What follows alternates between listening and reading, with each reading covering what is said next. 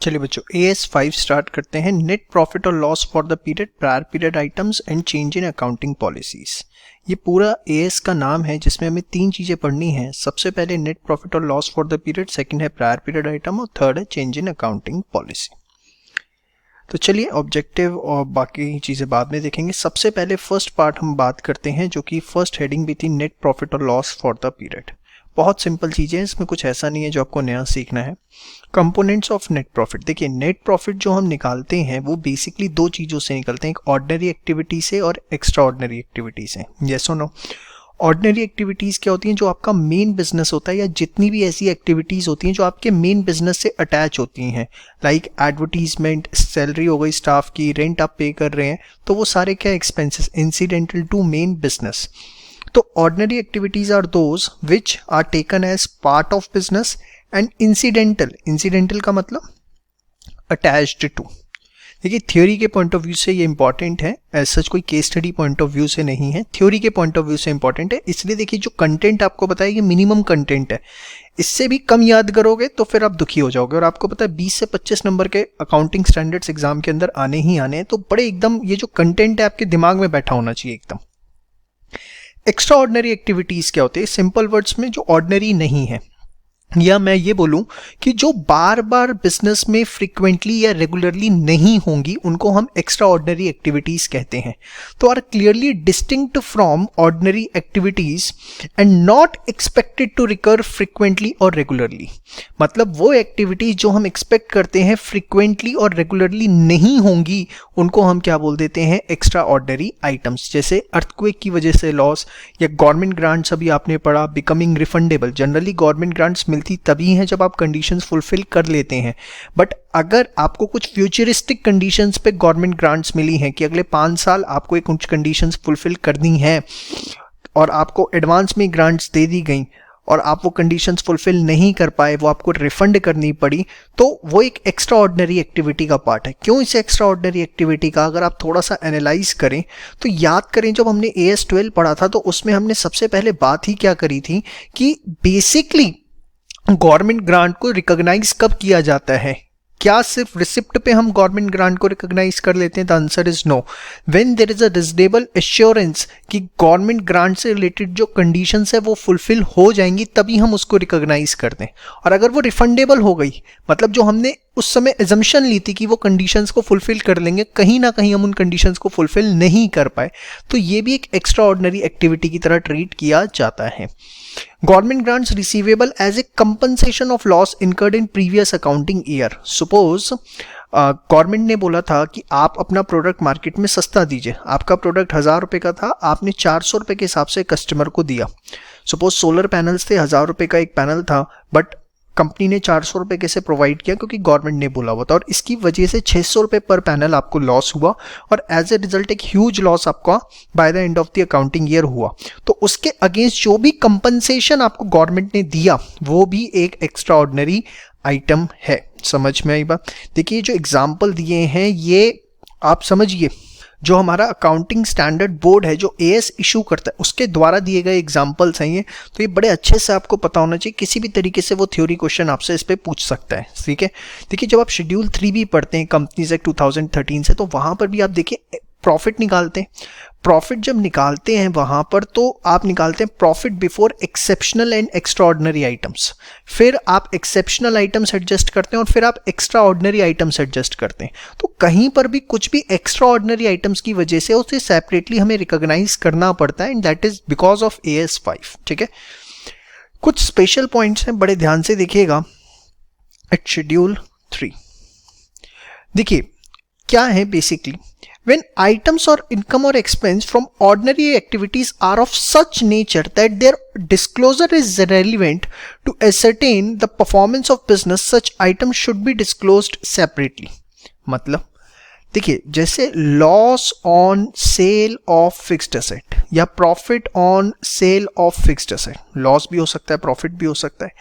अब देखिए ये एक, आप ध्यान से समझिए, एक आइटम है इनकम या एक्सपेंस की, है ऑर्डिनरी एक्टिविटीज से ही, आप फिक्स्ड एसेट बिजनेस में यूज कर रहे थे, बट ये इस नेचर की है कि इसका एक सेपरेट डिस्क्लोजर अपने आप में काफी है कि हाँ जो रिकरिंग एक्टिविटी, देखो ऑर्डिनरी में भी दो चीजें हो सकती हैं, ऑर्डिनरी एक्टिविटीज के अंदर दो चीजें हो सकती हैं, एक वो रिकरिंग जो है और एक जो नॉन रिकरिंग है, मतलब कभी कभार होती हैं। लाइक आपको बताया प्रॉफिट और loss on sale of fixed asset, ठीक है, या आपको अगर याद हो तो AS2 के हिसाब से हम इन्वेंट्री को वैल्यूएशन करते हैं कॉस्ट और NRV which ever is lower पे, हाँ या ना, इसी पे करते हैं वैल्यूएशन उसका। तो आप समझिए इस चीज को, ये चीजें ऑर्डिनरी का ही पार्ट है लेकिन नॉन रिकरिंग इन नेचर है। प्रॉफिट या लॉस कभी होगा, सालों साल में एक आध बार। AS2 की एप्लीकेशन हमें लगानी पड़ेगी कि हमें कॉस्ट की जगह NRV पे स्टॉक दिखाना पड़ रहा है, NRV कम हो गई, ये कभी है ऑर्डिनरी का पार्ट लेकिन नॉन रिकरिंग इन नेचर है। तो ऐसी चीजें जो ऑर्डिनरी का पार्ट है but non recurring in nature है, उनको बोला जाता है exceptional items rather than extraordinary items. जैसे written down of inventory to NRV, generally हम इन्वेंट्री कॉस्ट पे दिखाते हैं लेकिन कभी अगर उसकी मार्केट वैल्यू लो हो गई तो हमें मार्केट वैल्यू पे दिखाना पड़ता है। अब stock is a part of ordinary activity, but अगर कभी वंस इन अ वाइल ऐसी सिचुएशन आ गई तो we will say this is an exceptional item. Reversal of provisions, generally provisions बनाए जाते हैं प्रूडेंस बेसिस पर कि शायद हमें ये फ्यूचर में नुकसान होगा, और मैनेजमेंट जनरली प्रोविजन तब बनाती है जब वो श्योर शॉट होती है कि हाँ ये नुकसान पक्का है, होगा ही होगा, ठीक है, इसके मेजॉरिटी चांसेस हैं इस नुकसान के होने के, लेकिन वो प्रोविजन रिवर्स करना पड़ गया, मतलब वो जो नुकसान आपने सोचा था वो नहीं होगा। ऐसी सिचुएशन भी बहुत रेयर देखने को मिलती है। या प्रॉफिट और loss on sale of fixed assets, ये भी कभी कभार होते हैं। तो ये कुछ ऐसे एग्जांपल्स हैं जो कि आप एक्स्ट्रा ऑर्डिनरी एक्टिविटी के अंदर नहीं डाल सकते, ये आपके लिए एक्सेप्शनल आइटम्स हैं। तो है क्या, आप समझो, बड़ा क्लियर डिफरेंस है। ऑर्डिनरी में रिकरिंग है तो कोई दिक्कत नहीं, ऑर्डिनरी एक्टिविटी है बट है नॉन रिकरिंग नेचर की, तो हम उसको जो है क्या नाम दे देते हैं, हम उसको बेटा नाम दे देते हैं एक्सेप्शनल आइटम। एक्स्ट्रा ऑर्डिनरी नहीं, एक्स्ट्रा ऑर्डिनरी क्या है, not expected to recur frequently और रेगुलरली, ठीक है, and clearly distinct from ordinary activities. यहां पर एक पॉइंट ये है, दूसरा पॉइंट ये है, दोनों बातें आपको लिख के आनी है, लेकिन यहां पर क्या है, इनकम एक्सपेंस की आइटम फ्रॉम ऑर्डिनरी एक्टिविटीज, यहां क्या है क्लियरली डिस्टिंक्ट, यहां क्या है वो है ऑर्डिनरी एक्टिविटीज का part, but there disclosure is relevant to ascertain the performance of business. उसका डिस्क्लोजर जरूरी है परफॉर्मेंस बताने के लिए, क्योंकि देखो ऑर्डिनरी में जो रिकरिंग से आ रहा है वो बिजनेस की परफॉर्मेंस दिखा रहा है, नॉन रिकरिंग से जो आ रहा है वो बिजनेस की परफॉर्मेंस नहीं दिखा रहा। तो once in a while exceptional nature की आइटम है, तो हमें उसे इसलिए सेपरेटली डिस्क्लोज करना पड़ता है कि investor before investing should take into account the profits and losses after the adjustments of exceptional items. क्योंकि देखो सपोज हमने पूरे ऑर्डिनरी एक्टिविटी से 100 रुपए कमाए, जिसमें रिकरिंग से हमने 70 कमाए तो नॉन रिकरिंग से 30 कमाए, तो इन फ्यूचर हम 70 ही कमाने की औकात रखते हैं, 30 तो हमने नॉन रिकरिंग वाले से कमाया है। आप मेरी बात समझ रहे हो? तो इन्वेस्टर फोकस इस पे करेगा ना कि टोटल 100 पे करेगा। तो इसीलिए एक्सेप्शनल को सेपरेट डिस्क्लोज किया जाता है, जो आपने शेड्यूल 3 में भी देखा। प्रॉफिट और loss from extraordinary item shall be separately disclosed in statement of profit और लॉस। एएस की रिक्वायरमेंट तो ये है कि सिर्फ एक्स्ट्रा ऑर्डिनरी आइटम्स आपको सेपरेटली डिस्क्लोज करनी होती है, लेकिन हम शेड्यूल 3 के अंदर एक्सेप्शनल आइटम्स भी अलग से शो करते हैं। तो ये था आपका फर्स्ट पॉइंट जो आपने पढ़ा, नेट प्रॉफिट और लॉस फॉर द पीरियड। बहुत ही सिंपल, क्या है ऑर्डिनरी, एक्स्ट्रा ऑर्डिनरी। ऑर्डिनरी में भी जो नॉन रिकरिंग इन नेचर है उसको हम एक्सेप्शनल आइटम के नाम से जानते हैं, जिसके आपको सारे एग्जांपल्स दे दिए गए। थियरी पॉइंट ऑफ व्यू से पूछा जा सकता है आपसे 3 से 4 नंबर का क्वेश्चन। जितना आपको बताया ये आपको सारा दिमाग में अच्छे से बैठाना पड़ेगा। ऑर्डिनरी की डेफिनेशन, एक्स्ट्रा ऑर्डिनरी की डेफिनेशन, उसके एग्जाम्पल्स, एक्सेप्शनल आइटम क्या है उसके एग्जाम्पल्स, ये आपको बहुत अच्छे से आनी चाहिए। ठीक है, फटाफट एक बार ये सारा आप नोट करिए फास्ट। चलिए बच्चों, बात करते हैं प्रायर पीरियड आइटम्स में। AS5 में इसके ऊपर सबसे ज़्यादा क्वेश्चन पूछा जाता है। देखिए, प्रायर पीरियड आइटम्स AS5 किसको बोलता है? कोई भी आइटम जो कि इनकम या एक्सपेंस नेचर की है, जो कि हमें करंट ईयर में पता लगती है। क्यों पता लगती है? क्योंकि हमसे कोई गलती हो गई थी या भूल हो गई थी ऑफ 1 और मोर प्रायर पीरियड। मतलब सपोज हमने लास्ट ईयर सैलरी पे करी, लेकिन हम उसे बुक्स ऑफ अकाउंट्स में रिकॉर्ड करना भूल गए। लास्ट ईयर की कोई सेल्स थी, उसको हम रिकॉर्ड करना भूल गए और हमें इस साल पता लगता है। तो सेल करी थी, आइटम है इनकम की, जो कि अराइज हुई करंट ईयर में as a result of omission या एरर, और वन और मोर प्रायर पीरियड्स। समझ में आया? तो 4 बातें अगर फुलफिल हो रही हैं तभी वो प्रायर पीरियड आइटम कहलाएगी। चारों बातें आपको लिख के आनी है। देखिए, जब लिखेंगे एग्जाम में तो एक स्ट्रेट लाइन में ही लिखना है आपको, लेकिन ये याद करवाने का तरीका है, इसकी प्रेजेंटेशन इसलिए इस तरीके से करिए। इसके एग्जाम्पल्स की अगर हम बात करें तो जैसे कोई बोरोइंग कॉस्ट थी, वो आपने कैपिटलाइजेशन कर दिया उसका। फॉर एग्जांपल बैंक ओवरड्राफ्ट आपकी ऑर्गेनाइजेशन ने ले रखा है, उस पर जो इंटरेस्ट पे किया वो गलती से आपने फिक्स्ड असेट में की वैल्यू में ऐड कर दिया, या डेप्रिसिएशन हमने गलत रेट से निकाल लिया, तो वो सारी की सारी चीज़ें क्या है, एक तरह से प्रायर पीरियड आइटम है। तो सिंपल सी चीज़ है, कोई भी इनकम एक्सपेंस की आइटम जो करंट ईयर में पता लगी क्योंकि हमसे गलती हो गई, किसी प्रकार की ओमिशन हुई, वो सारी प्रायर पीरियड आइटम है। अब देखिए, इसको सेपरेटली डिस्क्लोज करना पड़ता है प्रॉफिट एंड लॉस में। वाई सो, बड़े ध्यान से समझिए। सपोज बेटा आपने प्रॉफिट एंड लॉस के अंदर यहाँ पर इनकम दिखाई 1000 रुपये की और एक्सपेंस दिखाए 800 रुपये के, नेट प्रॉफिट आपके आए 200 रुपये। लेकिन ये जो 1000 रुपये की इनकम आपने दिखाई, इसके अंदर जो करंट ईयर की इनकम है वो तो सिर्फ 700 है, प्रायर पीरियड की आपने 300 रुपये की इनकम रिकॉर्ड कर रखी है। तो कायदे से आपको अपना P&L ऐसे दिखाना पड़ेगा कि इनकम जो भी है करंट ईयर की 700, फिर यहां प्रायर पीरियड इनकम इस तरीके से आप लिखेंगे 300, यहां आपका एक्सपेंस जो है वो 800 और फिर नेट प्रॉफिट 200। तो अब देखिए, इसमें और उसमें प्रेजेंटेशन में डिफरेंस है। यहाँ पर अगर आप सिर्फ ऐसे दिखाते 1000 और 800 तो इन्वेस्टर ये समझता कि सारी की सारी इनकम इसी साल की है, एक्सपेंस सारा इसी साल का है, इस साल के प्रॉफिट हैं 200। लेकिन यहाँ इन्वेस्टर को समझ में आएगा कि भैया इस साल की इनकम तो सिर्फ 700 है, एक्सपेंस 800 है, अगर मैं सिर्फ इस साल का कंपैरिजन करूँ तो लॉस आ रहा है 100 का। ये तो नेट प्रॉफिट 200 का इसलिए देखने को मिल रहा है क्योंकि ऑर्गेनाइजेशन ने प्रायर पीरियड इनकम 300 रुपए की रिकॉर्ड की है। आप मेरी बात समझ रहे हैं? इसलिए प्रायर पीरियड आइटम को सेपरेटली P&L अकाउंट में दिखाना होता है। और अगर वो एक्सपेंस से रिलेटेड है तो उसकी एंट्री होती है prior period expense to bank, और इनकम से रिलेटेड है तो bank to prior period income. ठीक है, खैर एंट्री तो नहीं पूछी जाती, लेकिन इस पे केस स्टडी आपसे पूछी जा सकती है। और बस ये 4 बातें ध्यान रखना, चारों बातें आपको ढूंढनी है जब आप केस स्टडी का आंसर कर रहे हैं कि इनकम और एक्सपेंस की आइटम है, यस, करंट ईयर में पता लगा है, जी हाँ, एरर या ओमिशन की वजह से पता लगा है, जी हाँ, और पिछले सालों से रिलेटेड है, जी हाँ। चारों कंडीशनें अगर फुलफिल हो रही हैं तो वो प्रायर पीरियड आइटम कहलाएगी, अदरवाइज नहीं कहलाएगी। समझ में आई बात?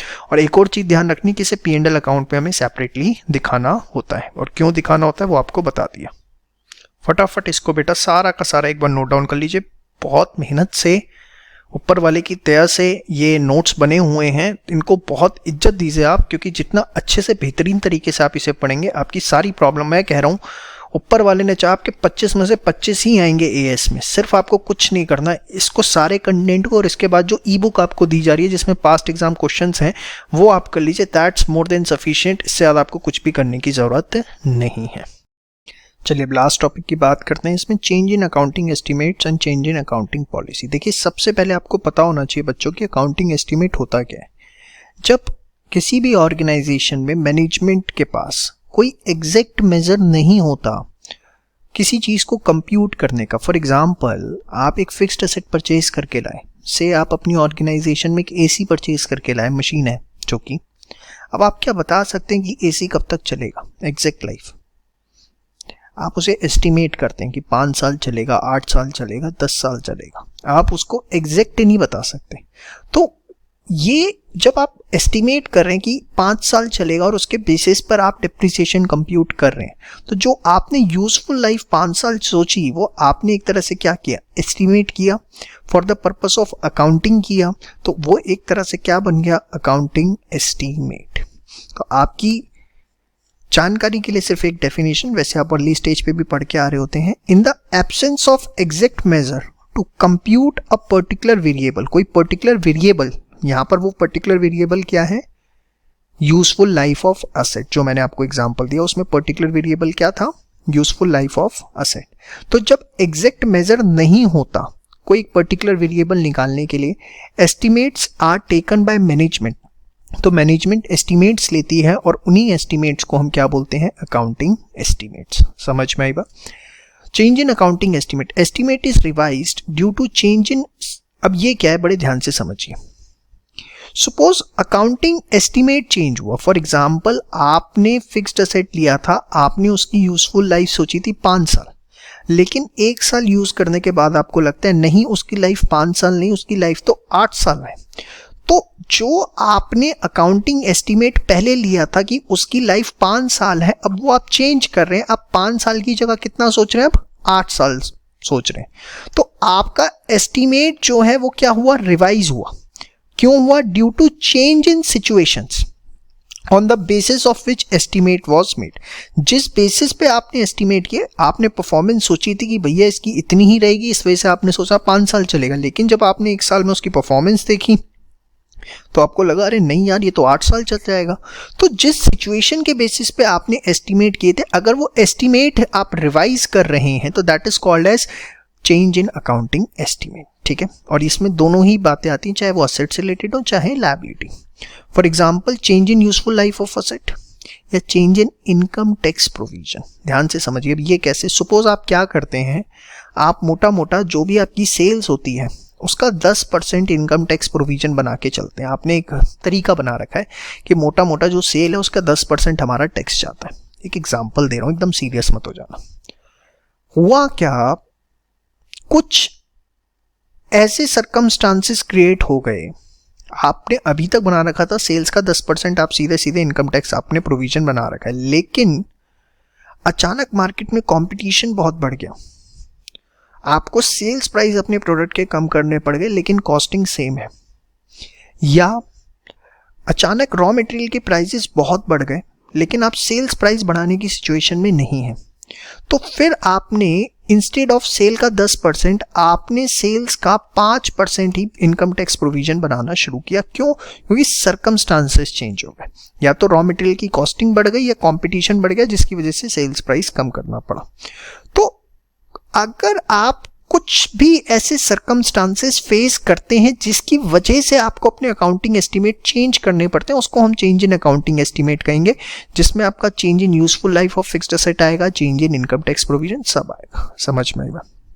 मेन बात क्या है, आपको इसे डिस्क्लोज करना है, जो भी उसका इफेक्ट है स्टेटमेंट इन प्रॉफिट और लॉस में, नोट्स टू अकाउंट्स में the period of change along with the future periods, मतलब कितने वक्त, जैसे आपने 5 साल लाइफ सोची थी इनिशियली, 1 साल हो गया और 1 साल बाद आपको लगता है कि नहीं इसकी लाइफ 8 साल होगी, तो फ्यूचर में इसके कितने पीरियड्स पे इफेक्ट पड़ेगा? पहले पड़ता अगले 4 सालों पे क्योंकि 5 साल सोची थी, लेकिन अब अगले 7 सालों पे पड़ेगा। भाई 5 साल थी लाइफ, 1 साल जो है वो निकल गए, तो बैलेंस बचे कितने? 4। लेकिन अब आपको लगता है नहीं 5 की जगह लाइफ 8 होगी, तो पास्ट का तो 1 ही साल निकला लेकिन अगले अभी 7 साल और बचे, तो उसको कंप्लीट डिटेल आपको देनी पड़ती है कि हमने 5 साल सोचा था बट आगे हम फ्यूचर में 8 साल सोचते हैं, जिसकी वजह से डेप्रिसिएशन अमाउंट हम ऑलरेडी इतना निकाल चुके हैं, लेकिन फ्यूचर का डेप्रिसिएशन अमाउंट हमारा इतना प्रोपोर्शनेटली कम निकलेगा। ये आप ऑलरेडी डेप्रिसिएशन चैप्टर में भी पढ़ के आते थे, topic change in useful life of asset, एकदम सेम बात है यहाँ पे। समझ में आई बात? तो नोट्स टू अकाउंट्स में हमें सब बताना पड़ता है कि उसकी वजह से जो भी आपने एस्टिमेट चेंज किया फ्यूचर में उसका क्या इंपैक्ट देखने को मिल सकता है। देसी भाषा में सिर्फ इतना ध्यान रखिएगा। एक होता है change in accounting policy. Accounting policy word क्या होता है आपको बहुत अच्छे से पता होना चाहिए। अकाउंटिंग पॉलिसी होता है जब आपके पास किसी चीज को करने के डिफरेंट मेथड्स होते हैं, तो जो मेथड आपकी ऑर्गेनाइजेशन अडॉप्ट करती है वो आपकी अकाउंटिंग पॉलिसी बन जाती है।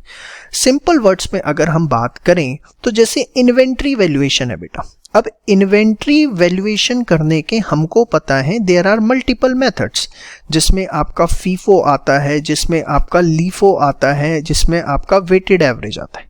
अब वैसे सबको फीफो ही यूज करना होता है, लेकिन आपकी ऑर्गेनाइजेशन ने लीफो यूज किया या वेटेड एवरेज यूज किया या फीफो यूज किया, जो भी मेथड यूज किया, देयर आर मल्टीपल मेथड्स, उसमें से जो आपकी ऑर्गेनाइजेशन इन्वेंट्री वैल्यूएशन के लिए यूज कर रही है वो आपकी ऑर्गेनाइजेशन की अकाउंटिंग पॉलिसी बन जाएगी। अकाउंटिंग पॉलिसी क्या होता है? In case there are number of methods of accounting of a particular item, then the method selected by the organization, by the enterprise become its accounting policy.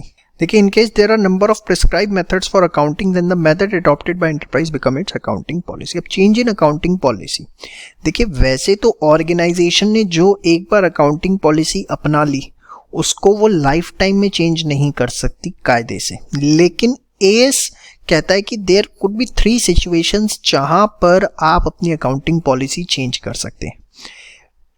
Can be made in the following circumstances.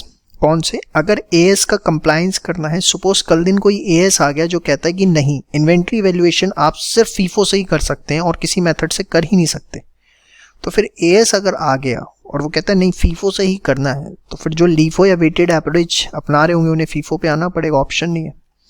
Compliance of statue, अगर कोई कानून आ जाता है कि भैया नहीं आपको इस चीज के लिए यही मेथड अडॉप्ट करना है, फॉर एग्जाम्पल लॉ आ गया कि जितने भी ऑनलाइन एजुकेशन में उनको मेथड ऑफ डेप्रिसिएशन सिर्फ एसएलएम लेना है, सपोज लॉ आ गया, तो हम अगर डब्ल्यूडीवी फॉलो कर रहे हैं तो हमें एसएलएम पे जाना पड़ेगा कंप्लायंस ऑफ स्टैच्यू के लिए।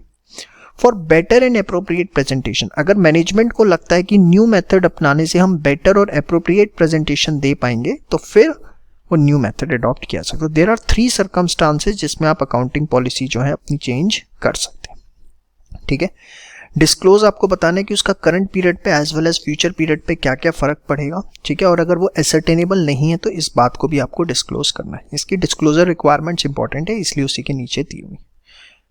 इसके बाद आपको एक स्पेशल पॉइंट में एक स्पेशल केस करवा रहा हूँ, बड़े ध्यान से। अगर एग्जाम में क्वेश्चन आया 3 से 4 नंबर का और मन खुश हो जाएगा आपको, और ये क्वेश्चन कभी भी आएगा।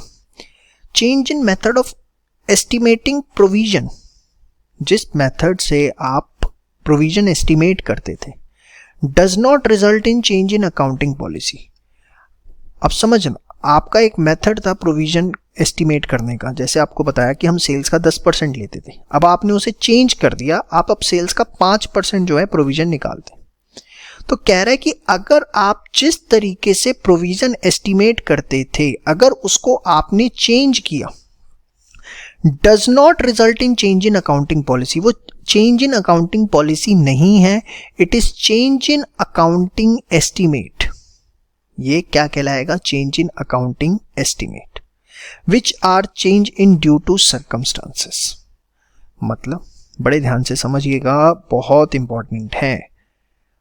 एक छोटा सा एग्जांपल देता हूं, सब कुछ छोड़ो। आप क्या करते थे, जो भी आपके डेटर्स है ना उसका 1% हर साल प्रोविजन बना के चलते हैं। अब आपने एक रूल सा बना रखा था, इस साल से आपने क्या किया, 0.5% प्रोविजन बनाना शुरू कर दिया। तो आपका जो एस्टिमेट करने का तरीका था वो चेंज हुआ, आप 1 से हाफ पे आए। बट देखो, आप समझो 1% प्रोविजन या 0.5% provision, this is method of estimation, this is not the accounting policy. इसको आप अकाउंटिंग पॉलिसी नहीं कह सकते। अकाउंटिंग पॉलिसी क्या है, यहां देखिए, in case there are number of prescribed methods. Prescribed methods means something which is prescribed by AS और लॉ। आपको डेटर का 1% या 0.5% बनाना है, ये कौन से लॉ में या कौन से एएस में लिखा हुआ है? कहीं नहीं लिखा हुआ। ये तो आपका खुद का एक एस्टिमेट करने का तरीका है। तो अगर आप अपने एस्टिमेट के मेथड को चेंज करते हैं तो वो अकाउंटिंग पॉलिसी में चेंज नहीं कहलाएगा, वो चेंज इन अकाउंटिंग एस्टिमेट ही कहलाएगा। For example, provision for tax is estimated by XYZ limited on the basis of last year profit plus 10% as growth factor. वो हर साल क्या करते हैं, प्रोविजन फॉर टैक्स कैसे बनाते हैं, जो भी लास्ट ईयर का प्रॉफिट है उसमें 10% प्रॉफिट और जोड़ लेते हैं और उसके बेसिस पे प्रोविजन बना लेते हैं। But from current year due to increase in market share it will calculate the provision for tax on the basis of average sales up to the month of February। और अब उन्होंने अपना provision for tax निकालने का तरीका बदल लिया। This is nothing but change in accounting estimate rather than change in accounting policy. इसको आप चेंज इन अकाउंटिंग एस्टिमेट बोलेंगे, ना कि change in accounting policy. Change in accounting policy कब होता है, जब कोई प्रिस्क्राइब्ड मेथड हो एएस का या लॉ का, वो आप चेंज करें। लेकिन आप कुछ अपने आपके फंडामेंटल्स हैं ऑर्गेनाइजेशन के, जिसके बेसिस पे आप एस्टिमेट्स बनाते हैं, वो फंडामेंटल्स आपकी मैनेजमेंट चेंज कर रही है, तो वो चेंज इन अकाउंटिंग एस्टिमेट ही कहलाएगा, उसको चेंज इन अकाउंटिंग पॉलिसी नहीं कहेंगे। I will strictly advise you to watch this video at least 2 times with full patience. बहुत रेयर आपको ये बात बोली जाती है, लेकिन इस वीडियो को कम से कम 2 बार विद फुल पेशेंस देखो, खाली दिमाग से, नहीं तो आप कहोगे समझ नहीं आया। आपको बता रहा हूँ, अकाउंटिंग पॉलिसी और अकाउंटिंग एस्टीमेट का डिफरेंस आपके दिमाग में क्रिस्टल क्लियर होना चाहिए, क्योंकि वो अकाउंट से ज़्यादा आपके ऑडिटिंग के पेपर में हेल्प करने वाला है। तो इसको 2 बार प्लीज़ जरूर देखिएगा, ठीक है। फटाफट ये सारा आप एक बार नोट डाउन कर लीजिए फास्ट। इसके बाद जो इसके ऑब्जेक्टिव हैं, accounting treatment of certain items, ये आप एक बार पढ़ लेंगे, आपको अपने आप सब कुछ समझ में आ जाएगा। तो इसके साथ आपका पूरा AS5 जो 3 चीज़ें आपको उसमें बताई थी बेटा, वो तीनों चीज़ें आपकी ख़त्म होती हैं, फर्स्ट, सेकेंड और थर्ड। जो ई बुक है इसके बाद आपको वो सॉल्व करनी है।